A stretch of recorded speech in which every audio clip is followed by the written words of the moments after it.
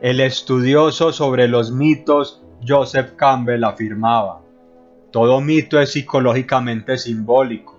Sus narrativas e imágenes deben leerse, por lo tanto, no literalmente, sino como metáforas. Los mitos hablan de cualidades como la belleza, el honor, el amor, la familia, la comunidad, la personalidad. Los mitos están cargados de riquezas porque tienen múltiples niveles de significado. Los mitos son poderosos porque trafican con temas, motivos y dinámicas universales. Asimismo, Campbell transforma la metáfora de una categoría lingüística en una forma dinámica de mirar la narrativa, cómo las palabras y las imágenes son lentes capaces de telescopizar y magnificar el significado de absolutamente todo. Para entender a estos pueblos que han desarrollado los mitos y las historias que vamos a comprender, tenemos que preguntarnos quiénes son y de dónde nacieron todos estos ejercicios narrativos. Los conocimientos que tenemos a disposición de estos pueblos, sus patrias y su origen son bastante limitados. Tenemos a nuestra disposición varias fuentes romanas que desde su óptica y sus prejuicios tienen como pretensión narrar cómo acaeció el contacto con estas personas. Julio César, al estructurar su relato sobre la guerra en las Galias, realizó un cuadro comparativo entre celtas y germanos. Este texto no tenía otra finalidad que marcar una diferencia entre grupos humanos cuyo proceso de romanización fue fructífero y todos los demás, que arriba del Rin representaron reticencia a insertarse en las dinámicas de lo que los mismos romanos llamaban vida civilizada. En contraposición a los germanos, los galos, aunque en palabras de Julio César son desleales e inconstantes, pueden aprender de los romanos a integrarse a su dominio, son romanizables. Los germanos, por el contrario, al ser mucho más salvajes, en palabras del general romano, deben permanecer fuera de este proceso civilizatorio. Para que su empresa romano sea la pacificación de toda la Galia, primero hay que construir esa Galia como un todo, demarcada, construir una frontera de carácter natural que los deslinde de ese mundo de la barbarie. Durante mucho tiempo se nos han presentado a los pueblos germanos a través de la retina de varios agentes diplomáticos, militares e intelectuales romanos, quienes se encargaron de erigir una antinomia entre lo bárbaro y lo civilizado. Para estos personajes, además de la fortaleza, lo que en latín es la virtus, los romanos disponen del conocimiento, que en latín es la ciencia, y de dominio de sí mismos, esto es, de disciplina. Por el contrario, los bárbaros desconocen el orden y la conducción, son tan ruidosos y anárquicos que su marcha parece una huida. No obstante, de acuerdo con los romanos, los pueblos bárbaros, ya sean celtas o germanos, merecen elogios por su amor a la libertad, sus acciones heroicas, su tenacidad en combate y su valentía. El mismo César retrata a los germanos por su tipo de alimentación y costumbres como hombres grandes y fuertes amantes de la libertad, aunque su ferocidad era percibida por los romanos como un signo visible de aquel que se deja guiar por las pasiones y no conoce la excelencia de la disciplina. Según César, a diferencia de los germanos, los romanos no veían en la guerra un mosaico de actos heroicos. Más bien, todo ejercicio militar se asimilaba como un trabajo, como una labor cualquiera. Los legionarios deben caminar día y noche con pesado equipaje, establecer y levantar campamentos continuamente, desviar ríos, construir calles y puentes, levantar torres de asedio, sacar nieve con palas, abrir zanjas, cavar galerías, pasar hambre, soportar los diferentes climas. Otra de las fuentes de los cuales nosotros disponemos del mundo romano es la Germania de Tácito, que fue escrita hacia el año 98 de nuestra era. Tácito describe a la Germania como una extensa región fría y monótona que estaba localizada a la derecha del Rin y se extendía entre el océano Germánico, el actual Mar del Norte, y el Mar Suevo, el actual Báltico, y los Cárpatos. Tácito describe el terreno cubierto por bosques y con un clima gélido y riguroso. El historiador romano despliega una amalgama de características sobre estos pueblos que dejan entrever, al igual que con César, una herramienta retórica que tenía como finalidad establecer la oposición entre la civilización y la barbarie. Aseguraba Tácito que los germanos tenían oposición a la sumisión a una autoridad, inclinación por la guerra y el pillaje, perfidia y crueldad sin escrúpulos, un exacerbado individualismo que con el tiempo ha de ser un elemento esencial del régimen feudal. En cambio, eran hospitalarios y profesaban profundo respeto por las sencillas costumbres familiares. Tácito decía que los pueblos germánicos eran una inmensa procesión de naciones en donde se podían contabilizar a más de 40 patrias. Estas naciones se confederaban en momentos de guerra y también competían bélicamente entre ellas.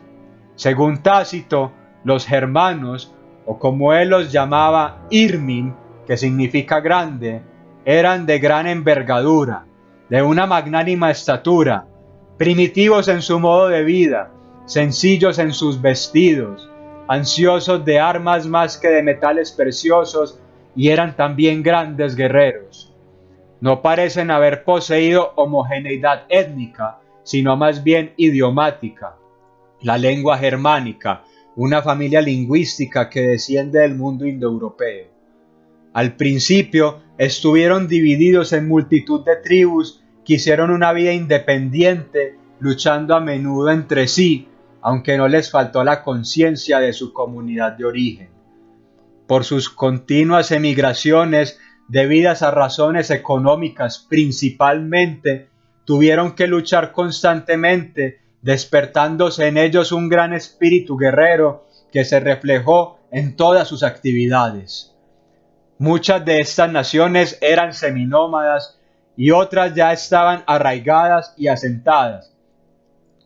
Siempre hubo zonas esteparias y terrazas fluviales que pudieron ser utilizadas sin roturarlas, donde se concentró la población y en las que, a pesar de las opiniones contradictorias, se practicó una agricultura sofisticada basada en el trigo, la cebada, el centeno, el lino, el mijo y las diversas legumbres, usando unos arados con rueda que incluso tenían un dispositivo para dar vuelta a la tierra. No obstante, su principal riqueza parece que consistía en la ganadería, casi todas las especies domésticas europeas, teniendo mucha importancia la cría de los cerdos en los bosques. Su primitiva industria era casera y el comercio consistía en el intercambio de productos, valorándolos primero en cabezas de ganado y después, al ponerse en contacto con los romanos, sirviéndose de sus monedas. La manera en la que estos grupos humanos se organizaban socialmente también variaba de tribu en tribu. No obstante, existían algunas generalidades. Por ejemplo, había un jefe tribal o reik que en algunos grupos era elegido por los nobles y en otros por descendencia. Este se encargaba de la protección y de sustentar materialmente a sus protegidos.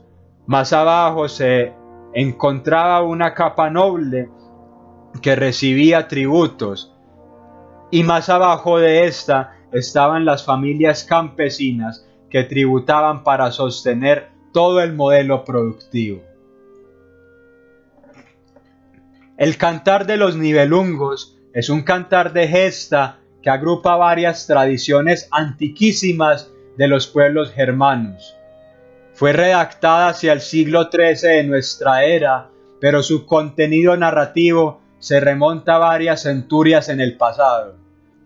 Acá se nos relatan las aventuras del héroe mítico Siegfried.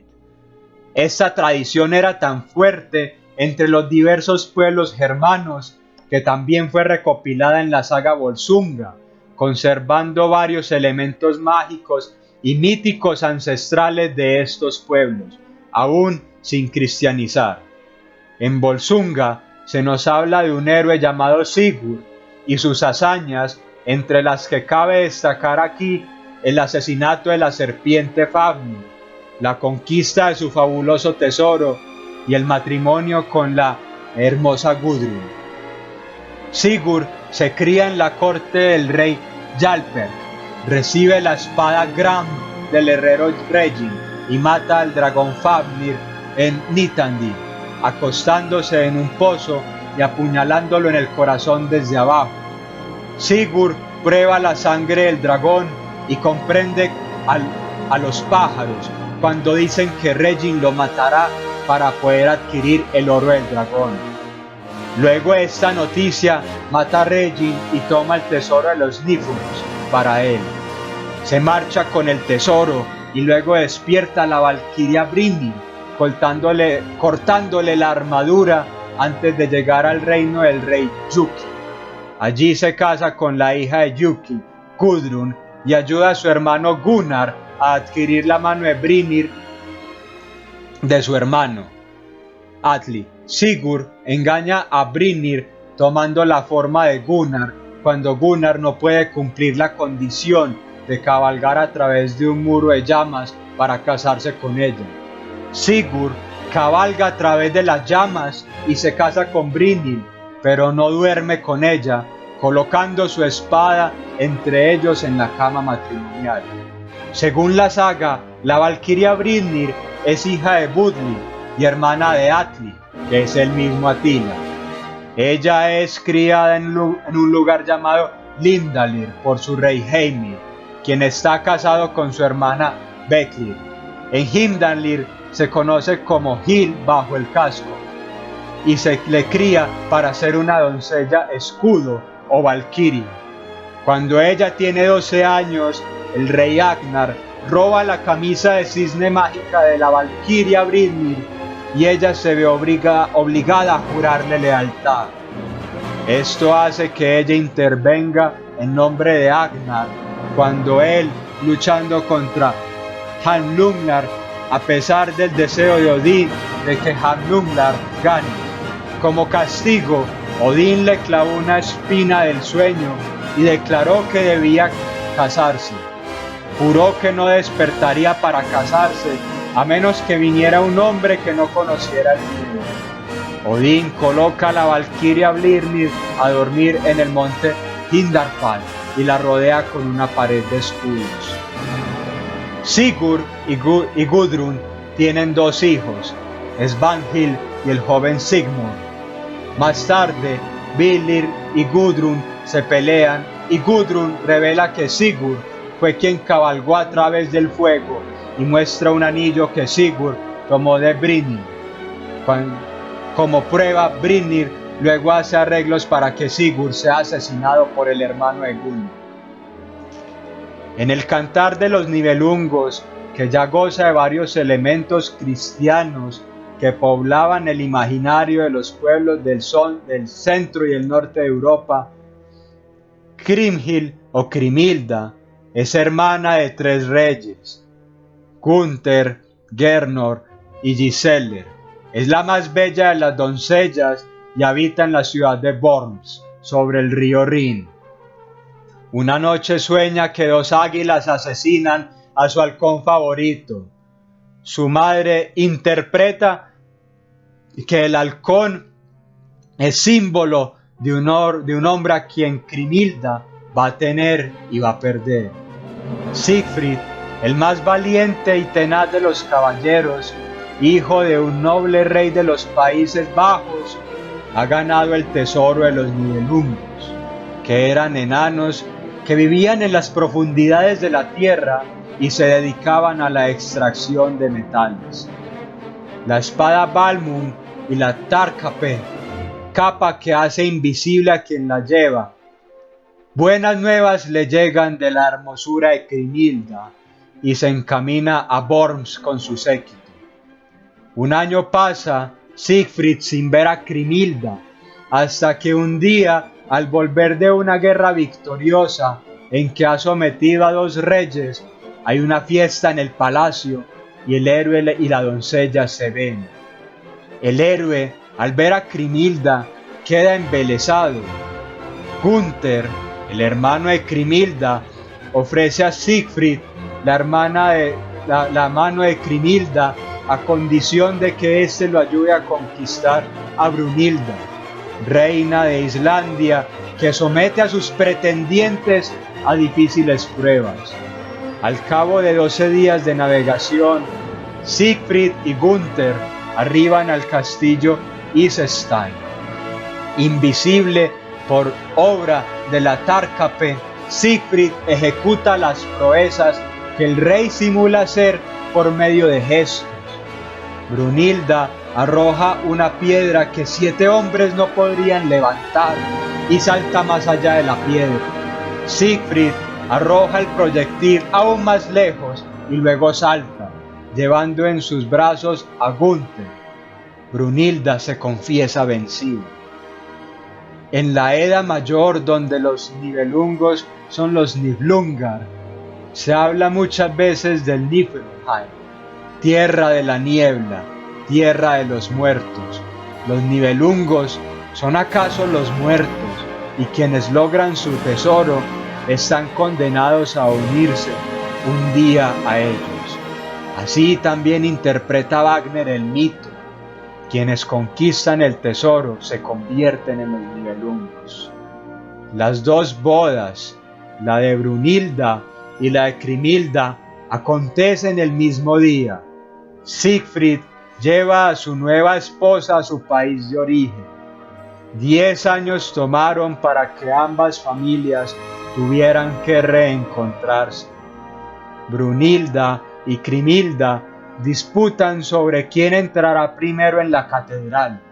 Crimilda, airada y enfurecida, revela a la reina Brunilda que Siegfried fue quien verdaderamente la conquistó y confirma sus palabras con el anillo. Brunilda, para vengarse del engaño y del desdén de Siegfried, decide que éste debe de morir. Hagen, que era un escudero al servicio de Gunther, se encarga de la muerte del héroe. Este era invulnerable por haberse bañado en la caliente sangre del dragón que mojó y fortaleció todo su cuerpo, salvo un lugar entre los hombros, donde había caído una pequeña hoja de tilo. Poco después hay una cacería. Siegfried mata un jabalí, un león, un bisonte, 4 toros y un oso. Al inclinarse a beber en un arroyo, Hagen el escudero lo apuñala entre los hombros. Siegfried, antes de morir, derriba a Hagen. Luego, el hombre de Crimilda cae sobre las flores. La bella Crimilda iba todos los días a la primera hora a misa. Hagen deposita en la puerta el cadáver ensangrentado para que ella lo encuentre al amanecer. 3 días y 3 noches vela a Siegfried la inconsolable Crimilda. Cuando lo llevan al sepulcro, hace abrir el ataúd y lo besa. Gednor y Giselher entregan el tesoro a Crimilda. Para granjearse la voluntad de la gente, ella comienza a repartirlo entre pobres y ricos. El tesoro de los Nibelungos es de tal suerte y de tal magnitud que no puede agotarse ni disminuirse, aunque se comprara el mundo entero con él. No faltaría después una sola moneda. Hagen, temeroso de que Crimilda logre muchos vasallos, se apodera del tesoro y, de acuerdo con Gunther, lo hunde en el Rin. Pero ¿en quién pudo haberse basado la figura mítica de Sigurd y de Sigfrid, que tanto mora en los imaginarios de la gente de esta parte del mundo? A diferencia de muchas figuras de la tradición heroica germánica, Sigurd no se puede identificar fácilmente con una persona concreta. La teoría más popular es que Sigurd tiene sus orígenes en una o varias figuras de la dinastía merovingia de los francos. Los merovingios gozaban con varios reyes cuyo nombre comenzaba con el elemento Sigi, que significaba conquista. En particular, vemos la historia del asesinato de Sigibert I, que estaba casado con Brunilda de Austrasia. Se cita a menudo como una inspiración probable para la figura. Esta teoría se propuso por primera vez en 1613, en el espíritu del racionalismo alemán. Sigibert fue asesinado por su hermano Chilperic a instigación de la esposa de Chilperic, la reina Fredegunda. Si esta teoría es correcta, entonces en la leyenda Fredegunda y Brunilda parecen haber cambiado de roles, mientras que Chilperic ha sido reemplazado por Gunther. Sin embargo, estos paralelos no son exactos y no todos los estudiosos los aceptan. El académico James Haustein sostiene que si bien la historia de Sigurd parece tener resonancias merovingias, ninguna conexión con ninguna figura o evento histórico factual es convincente. Otra teoría sostiene que Sigurd y su asesinato del dragón representaron una versión mitológica de la derrota de Publius Quintilius Varus por Arminio en la batalla del bosque de Teutoburgo, que se libró hacia el año 9 de nuestra era. Quien haya enarbolado esta teoría fue el académico Franz Joseph Mone. Él propuso por primera vez una conexión entre Siegfried y Arminio en 1830. Se consideraba que Sigurd era una amalgama de varias figuras históricas. En 1837, Arthur Grisenbrecht propuso que Sigurd es una versión mitificada de Arminio, mientras que los romanos representaban al dragón. Arminio había sido enviado a Roma para recibir entrenamiento militar temprano. Hablaba un latín excelente, poseía la ciudadanía romana y tenía el rango de caballero romano. Parece haber comandado un escuadrón auxiliar querusco, que era la tribu oriunda del guerrero germánico. Esta tribu estaba al servicio romano durante la revuelta panónica que se llevó en la península de los Balcanes hacia el año 7 de nuestra era y luego en la Germania. En Germania comenzó una rebelión originalmente como una revuelta de las tropas, pero se fue agravando y difundiendo por Arminio a través de una coalición de queruscos y tribus vecinas. En septiembre del 9 después de Cristo, atrajo a 3 legiones romanas, la 17, la 18 y la 19, comandada por Varo en lo profundo del estrecho desfiladero del bosque de Teutoburgo, entre las laderas empinadas y boscosas y pantanos profundos. Y Arminio, comandando esa fuerza germánica, aniquiló a los romanos. Este éxito lo transformó en la figura más famosa de toda la historia germánica temprana.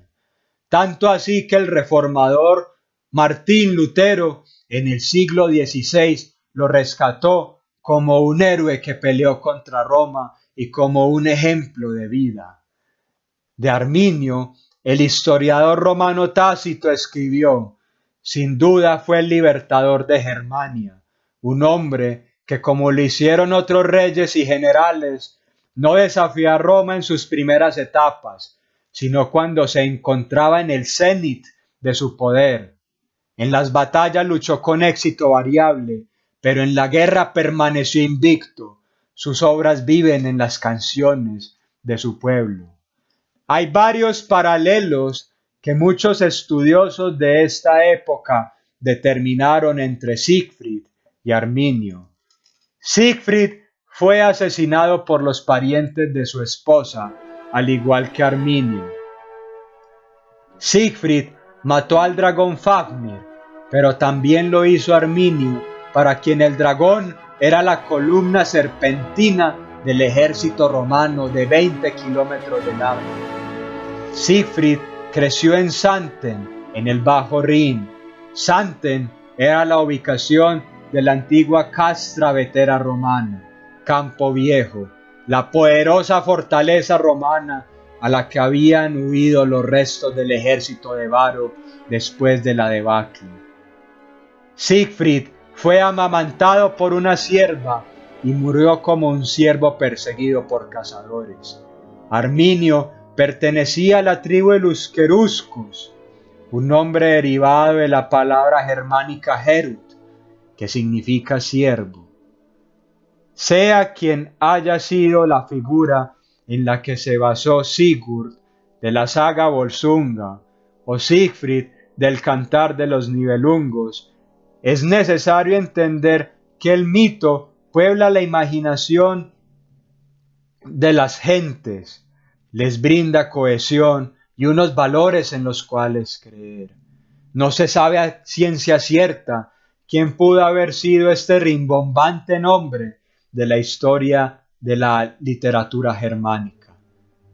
Pero hasta el día de hoy sigue transparentando varios de los criterios de conducta y de moral que inspiran a personas en esa parte del mundo. El héroe germánico, al igual que el héroe grecolatino, estaba empeñado en seguir su destino. No importaba más que hacerse cargo de aquello que le competía como una tarea.